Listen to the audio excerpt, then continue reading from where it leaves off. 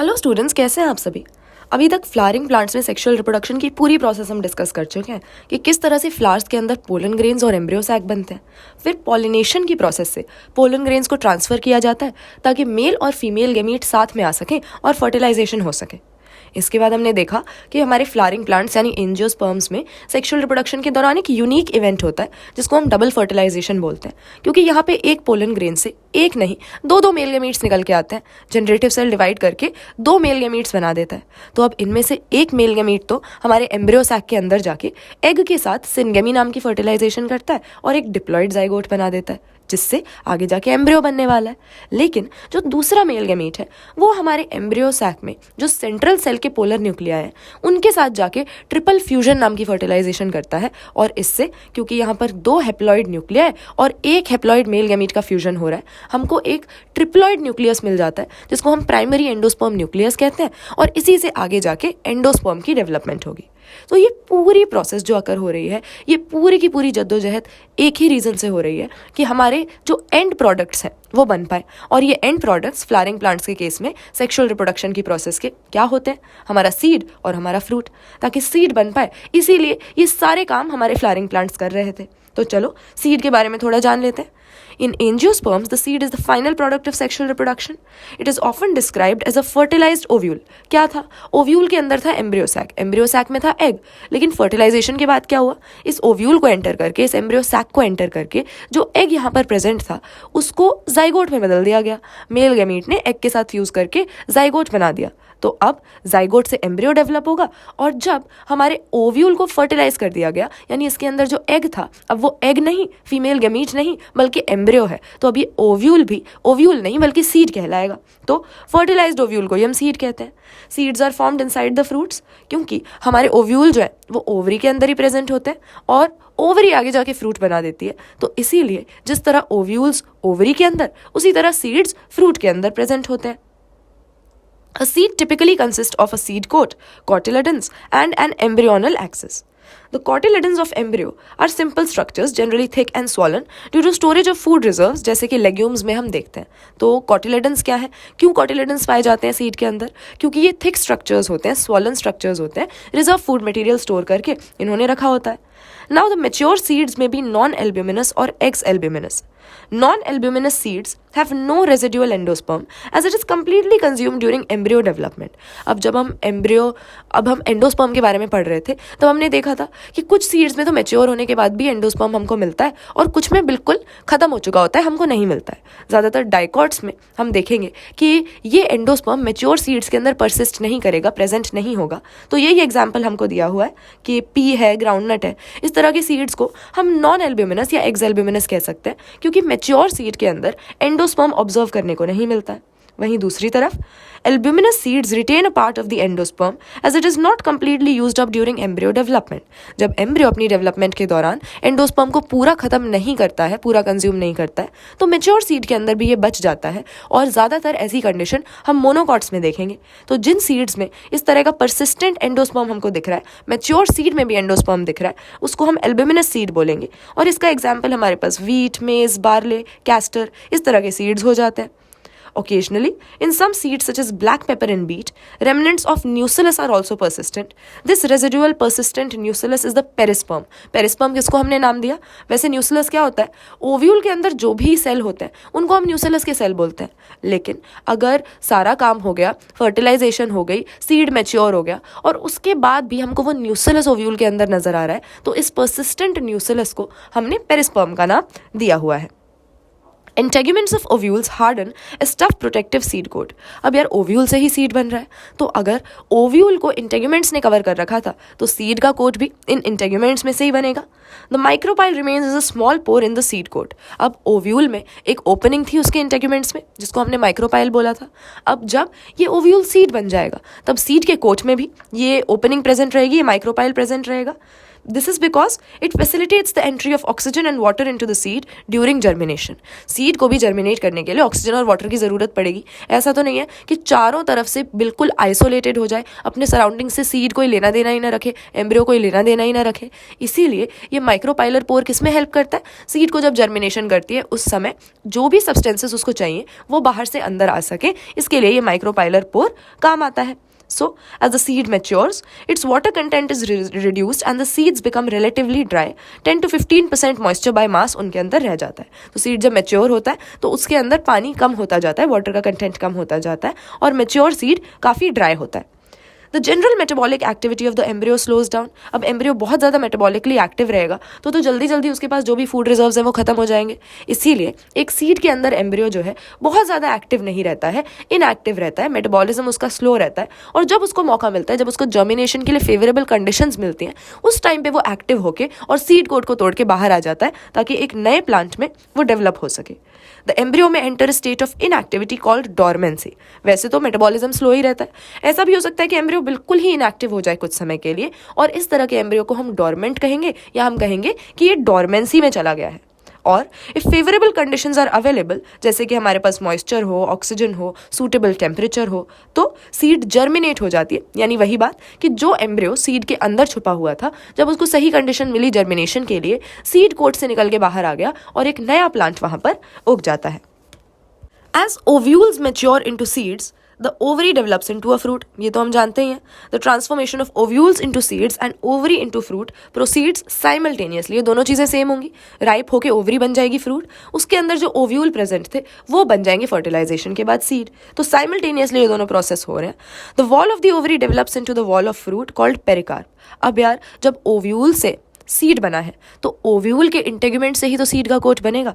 उसी तरह से जब ओवरी ही आगे जाके फ्रूट बन जाती है तो ओवरी की जो वॉल होगी वही तो आगे जाके फ्रूट की वॉल बनेगी और इस फ्रूट वॉल को पेरिकार्प का हम नाम देते हैं। तो फ्रूट में क्या होता है? पेरिकार्प होता है और उसके अंदर सीड्स जो प्रेजेंट है, हमारे फर्टिलाइज्ड ओव्यूल्स जो प्रेजेंट है वो होते हैं। इन्हीं दो पार्ट्स में आप कह सकते हो कि फ्रूट को हम डिवाइड करेंगे, उसकी वॉल और उसके अंदर प्रेजेंट उसके सीड्स। द फ्रूट में be fleshy as in guava, orange, mango.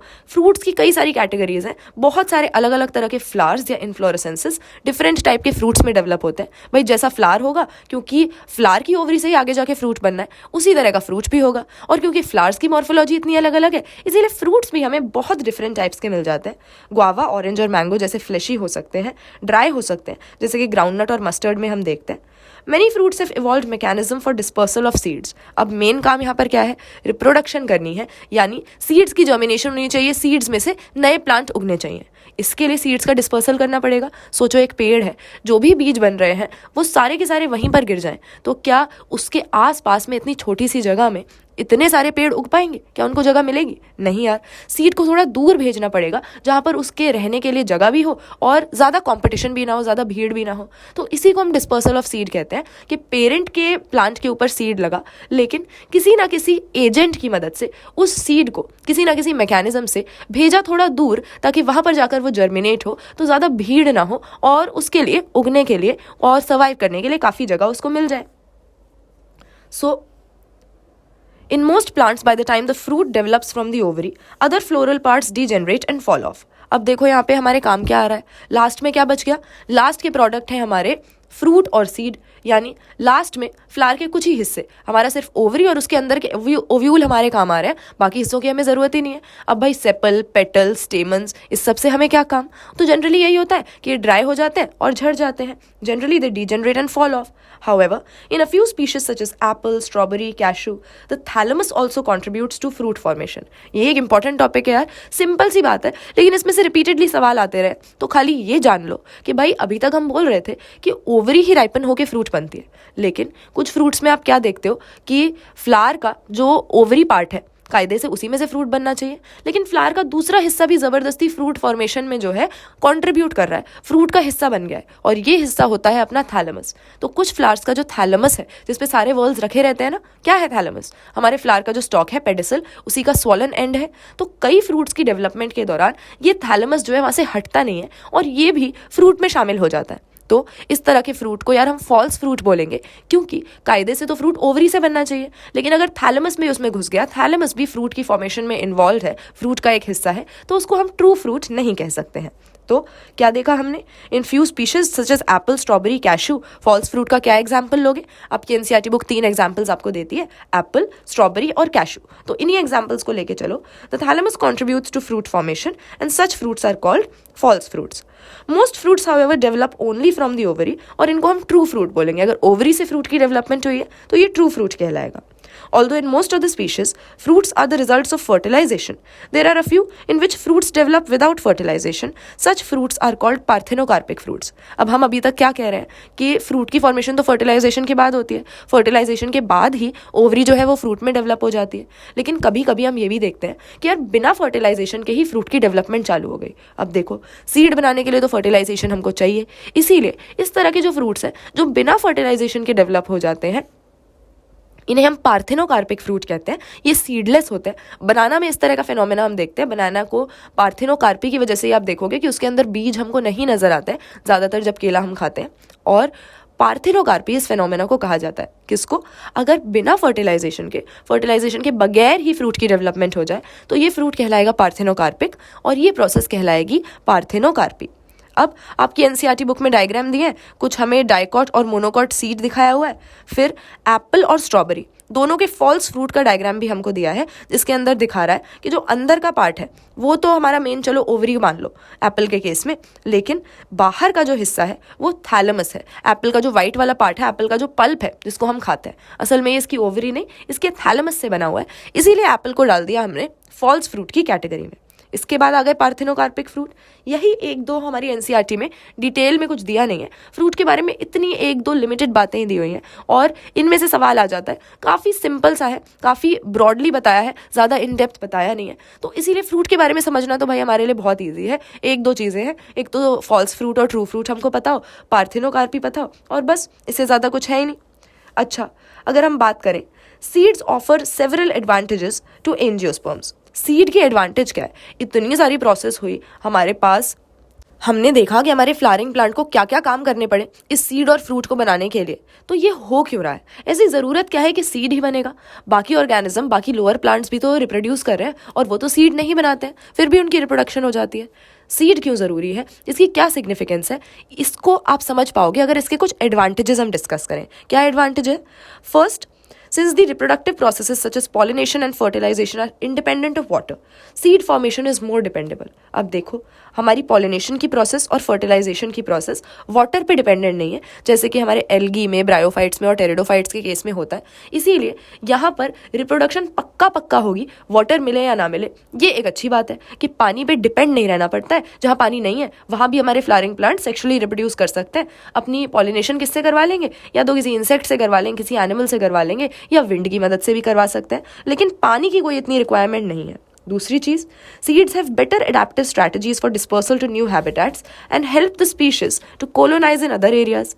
अब सीड्स का डिस्पर्सल होता है तो सीड कहीं दूर जाके पहुंचता है, और डिस्पर्सल के कई मैकेनिज्म हो सकते हैं। सोचो कि फ्रूट खा रहा है कोई जानवर, कोई बंदर ही खा रहा है, और खाते खाते टहलते टहलते वो दूर पहुंच गया, और दूर पहुंचने के बाद उसने जब गुठली फेंकी तो क्या किया? उसने सीड के डिस्पर्सल में हेल्प किया, क्योंकि जिस पेड़ से उसने ये फल लिया था उस पेड़ से काफ़ी दूर जाके अगर गुठली को फेंक देगा तो सीड भी दूर पहुँच गई, और उसको अपने पेरेंट प्लांट से काफ़ी दूर एक नए हैबिटेट में उगने का मौका मिल जाएगा। तो इस तरह से सीड्स का डिस्पर्सल भले ही किसी भी एजेंट की मदद से हो, एनिमल्स की मदद से भी होता है। अगेन, कुछ फ्रूट्स के पास अपने भी मैकेनिज्म होते हैं कि सीड को छिटक के दूर फेंका जाए, लेकिन ऑल इन ऑल हमारी सीड नए हैबिटेट्स में जो पेरेंट प्लांट है उसके जैसे सिमिलर प्लांट्स को पहुंचाने में मदद कर रही है। As they have sufficient food reserves, young seedlings are nourished until they are capable of photosynthesis on their own. ये भी बात है, सीड के पास कोटिलेडन्स है, कुछ सीड्स में तो एंडोस्पर्म भी हमको नजर आ रहा है मैच्योरिटी के बाद भी। तो यार सीड के पास अपने खाने पीने के लिए इनफ है, यानी एडिक्वेट नरिशमेंट उसके पास है, क्योंकि फोटोसिंथेसिस तो कोई प्लांट तब करना चालू करेंगे ना जब उसके पास लीफ होगी। लीफ में ही तो फोटोसिंथेसिस हो सकता है। जब हमारा प्लांट एकदम ही छोटा है इनिशियली, या जब वो प्लांट बना ही नहीं है, जब वो एक एम्ब्रियो है, तो अब एम्ब्रियो तो फोटोसिंथेसिस नहीं कर पाएगा, वो तो बेचारा सीड कोट के अंदर बैठा हुआ है। तो ऐसे में हमारे एम्ब्रियो के पास नरिशमेंट के लिए अपना सामान रहता है, कॉटिलेडन्स में भी फूड रिजर्व रहता है, एंडोस्पर्म भी रहता है, तो हमारे सीड के अंदर एम्ब्रियो काफ़ी दिन तक सर्वाइव कर सकता है जब तक उसको जर्मिनेट करने का मौका नहीं मिल जाता। अच्छा, the hard seed coat provides protection to the young embryo. Hard seed coat के अंदर हमारा एम्ब्रियो बंद रहता है तो वेल प्रोटेक्टेड भी रहता है। And obviously, being products of sexual reproduction, they generate new genetic combinations leading to variations. Sexual reproduction से variations तो आती हैं। आप नहीं कह सकते कि अगली जनरेशन में आपको जो यंग वंस मिलेंगे वो किस कैरेक्टर में किसको रिप्रेजेंट करेंगे, पक्का तो कुछ होता ही नहीं है। रिकॉम्बिनेशंस होते हैं, वेरिएशंस होते हैं। तो इसीलिए as a result of sexual reproduction seeds की फॉर्मेशन की वजह से ये वेरिएशंस भी लगातार चलते रहते हैं जो कि एवोल्यूशन के प्रोसेस का आधार बनते हैं। तो देखो भाई, सीड कितनी बढ़िया चीज़ है। सीड जब बना उसके बाद कई दिनों तक इनएक्टिव भी रह सकता है, कई दिनों तक वायबल रह सकता है। ज़रूरी नहीं है कि साथ के साथ उस सीड को जर्मिनेट होकर नया प्लांट बनाना हो। तो इस तरह से सीड्स काफ़ी हेल्प करते हैं। They form the basis of our agriculture. Dehydration and dormancy of mature seeds are crucial for storage of seeds which can be used as food throughout the year and also to raise crop in the next season. अब अगर seed को तुरंत के तुरंत germinate होना होता या फिर वो तुरंत के तुरंत कहता कि अगर मैं जर्मिनेट नहीं होऊंगा तो फिर उसके बाद में मैं वायबल ही नहीं रहूंगा, तब तो हमारे लिए बड़ी मुश्किल हो जाती। क्योंकि चावल है, गेहूं है, ये सब क्या है? ये सीड ही तो है। हम इसको स्टोर करके अपने घर में रख ही नहीं पाते अगर वो जर्मिनेट किए बिना नहीं मानता है, इनएक्टिव नहीं रहता। लेकिन सीड जो डिहाइड्रेट हो जाता है, जो डोरमेंट हो जाता है, इनएक्टिव हो जाता है, जर्मिनेशन डिले हो जाता है, ये हमारे लिए बड़े काम की चीज़ है। क्योंकि उन सीड्स को स्टोर करके हम रखते हैं, उनको खाते भी रहते हैं और अगले साल उन्हीं सीड्स को यूज़ करके फसल भी उगा देते हैं। तो लंबे समय तक सीड वाइबल रहता है, सिर्फ थोड़ा इनएक्टिव रहता है, मेटाबॉलिज्म स्लो डाउन हो जाता है जब जर्मिनेशन नहीं हो रही है। लेकिन जब भी जर्मिनेशन का उसको मौका मिलेगा तब वो जर्मिनेट करेगा। हालांकि ज़रूरी नहीं है कि सभी प्लांट्स के सीड्स की वाइबिलिटी बहुत ज़्यादा ही हो। सीड्स की वाइबिलिटी भी पोलन ग्रेन्स की वाइबिलिटी की तरह ही वेरी करती है। सो स्टोरेज ऑफ सीड्स के लिए और अगले साल क्रॉप रेज करने के लिए ये डिहाइड्रेशन और डोरमेंसी हमारे लिए बहुत यूजफुल है। एग्रीकल्चर सीड्स के एब्सेंस में हम इमेजिन भी नहीं कर सकते, या फिर ऐसी सीड्स जो तुरंत जर्मिनेट होना चाहती हैं और स्टोर नहीं की जा सकती, इसके साथ भी हमारे लिए बहुत मुश्किल हो जाता। तो सीड्स के ये जो कैरेक्टरिस्टिक्स हैं ना सिर्फ प्लांट्स को रिप्रोड्यूस करने में मदद कर रहे हैं, लेकिन हमारे लिए भी बड़े सही हैं कि सीड डिहाइड्रेट होकर आराम से रखा जा सकता है। जब हमें चाहिए तब हम उसको काम में ले सकते हैं। ठीक है। How long do the seeds remain alive after they are dispersed? यही हमने पोलन ग्रेन्स के बारे में भी बात की थी कि कुछ पोलन ग्रेन्स तो ऐसे हैं जो आधे घंटे के अंदर वाइबिलिटी लूज कर देते हैं, कुछ ऐसे हैं जो मंथ्स तक वाइबल रहते हैं। वैसे ही सीड्स का भी है। सीड्स की भी वाइबिलिटी कोई फिक्स नहीं है। This period again varies greatly. In a few species, the seeds lose viability within a few months. Seeds of a large number of species live for several years. Some seeds can remain alive for hundreds of years. There are several records of very old yet viable seeds. ऐसे भी seeds मिले हैं जो बहुत पुराने हैं, हज़ारों साल पुराने हैं, लेकिन उसके बाद भी वो viable हैं और जब उनको सही कंडीशन मिली तब वो germinate हो गए.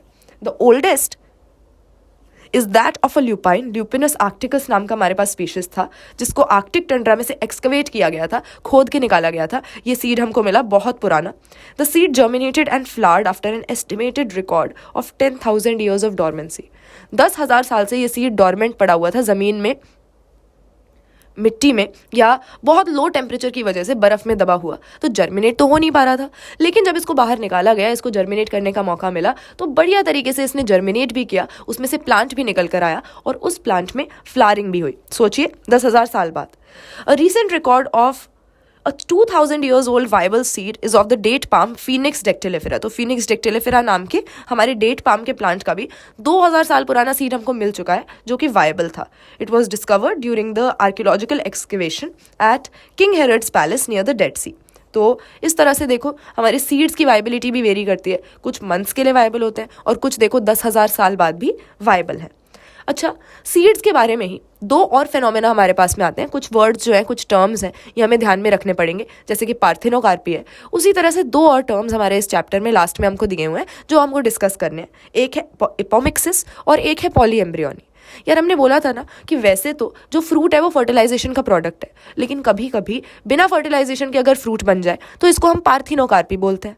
उसी तरह से हमारा सीड भी फर्टिलाइजेशन का प्रोडक्ट है, लेकिन कई बार हमारा बिना फर्टिलाइजेशन के सीड का डेवलपमेंट होने लगता है और इसी को हम बोलते हैं apomixis. Although seeds in general are products of fertilization, a few flowering plants, such as some species of Asteraceae and grasses, have evolved a special mechanism to produce seeds without fertilization called apomixis. तो apomixis ऐसी process है जिससे fertilization के बिना mail और female gamete की syngamy के बिना सीड बनाया जा सकता है. Apomixis is a form of asexual reproduction that mimics sexual reproduction. अब देखो, सीड तो सेक्सुअल रिप्रोडक्शन से ही बनता है, तो यही कह सकते हैं कि है तो ये सेक्सुअल क्योंकि फर्टिलाइजेशन नहीं हुआ, लेकिन सेक्सुअल रिप्रोडक्शन को मिमिक करने की, उसका जैसा दिखने की कोशिश कर रहा है. तो देखने में सेक्सुअल लगेगा क्योंकि सीड बन गया, लेकिन असल में फर्टिलाइजेशन नहीं हुआ था, इसीलिए एपोमिक्सिस एक एसेक्सुअल प्रोसेस है. There are several ways for development of apomictic seed. अब कैसे फर्टिलाइजेशन के बिना सीड बनेगा यार? सीड तो तब बनता है जब दोनों गैमीट्स आपस में सिनगेमी कर लें और एम्ब्रियो की फॉर्मेशन हो जाए. लेकिन अलग तरीके से भी सीड्स बन सकती हैं. तो क्या होता है? In some species the diploid egg cell is formed without reduction division and it develops into embryo without fertilisation. अब हमको एम्ब्रियो कैसा चाहिए? डिप्लॉयड चाहिए. ये कैसे होता है? दो हैप्लॉयड गैमीट आपस में आके मिलते हैं तो डिप्लॉयड जाइगोट हमको मिलता है और इसी डिप्लॉयड जाइगोट से डिप्लॉयड एम्ब्रियो बनता चला जाता है. लेकिन कुछ स्पीशीज में एपोमिक्सिस कैसे होती है? बिना फर्टिलाइजेशन के सीड कैसे बनती है कि जो एग सेल है, जो अपना फीमेल गैमीट है, वो बिना मियोसिस के बनता है. जो फीमेल गैमीट होता है वो डिप्लॉयड ही रहता है. तो अब उसको एक डिप्लॉयड एम्ब्रियो बनाने के लिए किसी के साथ फ्यूजन करने की जरूरत ही नहीं है. So the diploid egg cell is there and it forms embryo. It develops into embryo without fertilisation. More often इसके अलावा हम सिट्रस और मैंगो जैसी स्पीशीज में देखते हैं that in some varieties the nucellar cell surrounding the embryo sac start dividing. तो यार हमारे ओव्यूल के अंदर क्या क्या होता है? ओव्यूल के अंदर जो सेल्स होते हैं उनको हम न्यूसेलस बोलते हैं. इसी में से कुछ सेल में से मेगास्पोरोजेनेसिस होने के बाद एम्ब्रियो सैक बन जाता है. लेकिन एम्ब्रियो सैक के चारों तरफ फिर भी हमारे न्यूसेलस वाले सेल होते हैं. तो कभी कभी यही न्यूसेलस के सेल डिवाइड करना स्टार्ट कर देते हैं और एम्ब्रियो सैक में घुस जाते हैं. They protrude into the embryo sac and develop into embryos. Nucellus के सेल का क्या काम था? अब अगर इसने एम्ब्रियो सैक नहीं बनाया तो सेक्सुअल रिप्रोडक्शन से इसका लेना देना नहीं, क्योंकि गेमीटोफाइट तो हमारा एम्ब्रियो सैक है. लेकिन कुछ न्यूसेलस के सेल ऐसे होते हैं, मैंगो और सिट्रस जैसे प्लांट्स की कुछ वेराइटीज में, जो कि डिवाइड करते चले जाते हैं और जबरदस्ती एम्ब्रियो सैक में घुस के कह देते हैं कि भाई एम्ब्रियो तो मैं बनूंगा, और खुद ये एम्ब्रियो में डेवलप हो जाते हैं. In such species each ovule contains many embryos. एक ही ओव्यूल के अंदर, एक ही सीड के अंदर मल्टीपल एम्ब्रियो हमको मिलेंगे. Occurrence of more than one embryo in a seed is referred to as polyembryony. इसको हम पॉली एम्ब्रियोनी कहते हैं. तो इस चैप्टर के अंदर 2-3 ऐसे टर्म्स आए, पॉली एम्ब्रियोनी, एपोमिक्सिस, पार्थिनोकार्पी, जो कि शायद आपने पहली बार सुने हो, लेकिन होपफुली यहाँ पर हम उनका मतलब अच्छे से समझ गए होंगे और अब इनमें हमको कोई कन्फ्यूजन नहीं आएगा. ठीक है भाई, अगर इस तरह से न्यूसेलस के सेल्स ने दादागिरी करके और हमारे एम्ब्रियो सैक के एंटर करके कह दिया कि मैं तो एम्ब्रियो हूँ, तो इस तरह से कई सारे एम्ब्रियो एक ही ओव्यूल के अंदर पाए जाएंगे. पॉली एम्ब्रियोनी ये कहलाएगी. तो hybrid varieties of several of our food and vegetable crops are being extensively cultivated. Cultivation of hybrids has tremendously increase productivity. हम जो हाइब्रिडाइजेशन के बाद अच्छे सुपीरियर क्वालिटी के प्लांट्स बनाते हैं, हम इन वेराइटीज़ को जब अपने एग्रीकल्चरल फील्ड्स में उगा रहे हैं तो हमें काफ़ी फ़ायदा हो रहा है, हाई यील्ड मिल रही है.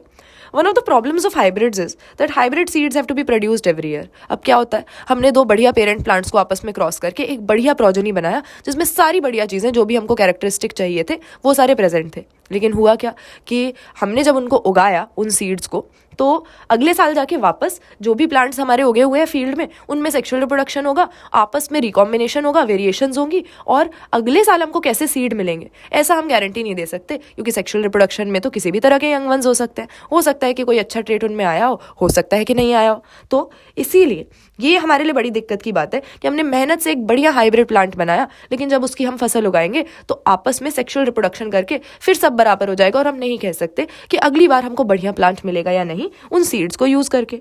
अब these have to be produced every year.